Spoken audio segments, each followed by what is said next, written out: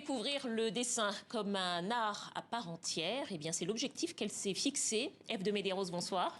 Bonsoir madame. Soyez la bienvenue au Journal Afrique. Alors, vous êtes franco-béninoise, vous êtes la fondatrice de la foire d'art des dessins à Paris, foire qui se tient en ce moment, ce week-end, dans la capitale française jusqu'à dimanche. C'est la 11e édition. Comment ça vous est venu l'idée de créer cette foire d'art? L'idée, c'est que je travaille depuis plusieurs années, de nombreuses années, dans une institution, une grande institution, ainsi qu'une collection de dessins contemporains.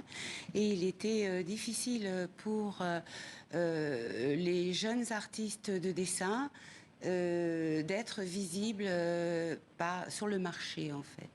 À partir de là, j'ai décidé de créer un salon qui allait se fixer comme objectif le fait de présenter la jeune scène de dessin contemporain en 2013, date de la première édition. C'était la date de la première édition. Oui. Alors, vous avez la volonté, notamment, de mettre en avant des artistes dessinateurs du continent africain. Comment est-ce que vous les choisissez, d'ailleurs?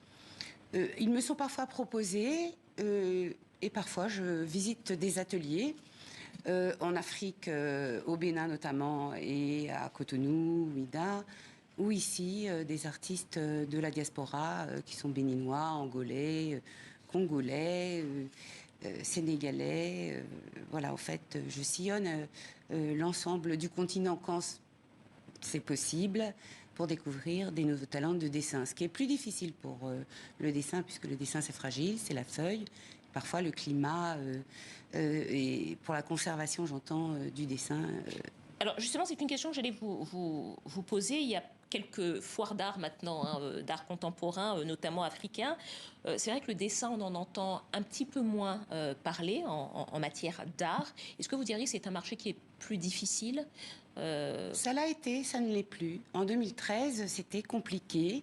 C'était une foire, c'était un médium de niche qui intéressait les collectionneurs de feuilles anciennes. Le dessin contemporain était regardé un petit peu de loin, on va dire ça. Mais aujourd'hui, on a dépassé tout ça. On a dépassé, à partir de 2017, je dirais, le dessin est une œuvre d'art à part entière. La feuille est une œuvre d'art à part entière. Ce n'est plus une niche. Le continent africain a trouvé sa place également dans le cadre du dessin. Il y a de nombreux artistes talentueux venant du continent africain ou de la diaspora. Alors justement, qui achète les feuilles, comme vous dites? Qui achète les dessins? Alors, les feuilles, c'est le terme qu'on utilise pour le dessin ancien. En revanche, pour le dessin contemporain, aujourd'hui, vous avez des collectionneurs qui sont passionnés par le continent africain, par l'histoire du continent africain, parce qu'il a été présenté sur le salon de nombreux artistes du continent engagés. Tout territoire autour de l'Afrique, enfin j'entends Afrique, la MENA, l'Afrique du Nord, plus l'Afrique dans sa globalité.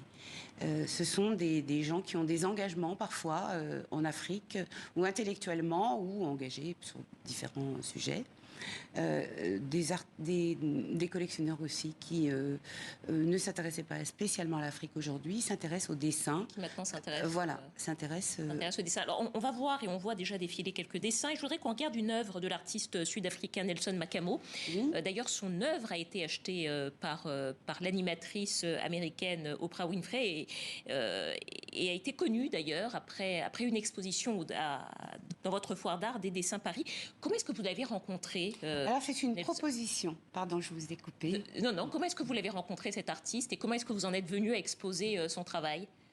C'est une proposition qui m'a été faite par une jeune curatrice qui vit en Afrique du Sud, qui m'a montré le travail de Nelson Makamo et qui m'a demandé, qui n'était pas galeriste, puisque le principe d'une foire c'est d'être galeriste, et qui m'a proposé de montrer le travail. Donc j'ai trouvé ça tellement intéressant dans le sujet, traiter de l'enfance, ses portraits. Donc je me suis dit oui, cet artiste sera très bien. Le travail de Nelson Makamo est très intéressant. On va le montrer aux collectionneurs, tous collectionneurs confondus. Faudra peut-être faire plus de travail pour qu'ils s'intéressent à cet artiste. Et finalement, ça a été très vite. Très vite parce que c'était les prémices de l'engouement pour l'art du continent africain, ou plus globalement aussi africain-américain. Voilà, on commençait à découvrir des choses, des artistes venant du continent africain, mais aussi mais aussi de la Caraïbe et d'ailleurs, puisque vous exposez des artistes d'une très grande diversité.